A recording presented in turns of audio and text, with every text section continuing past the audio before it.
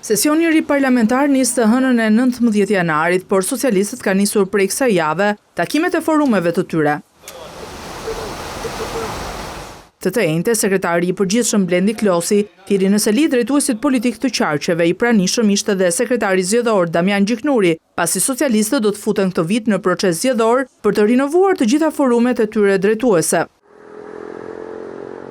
Ndërkohë, kryeministri Edi Rama ka thirrur të premten si çdo fillim janari mbledhjen informale të qeverisë, ku ministrat raportojnë për çfarë kanë bërë dhe paraqesin prioritetet e çdo dikasteri. Antarët e kabinetit janë lajmëruar të jenë në orën 9:30 në pallatin e brigadave dhe mbledhja është parashikuar të zgjasë deri në orën 19.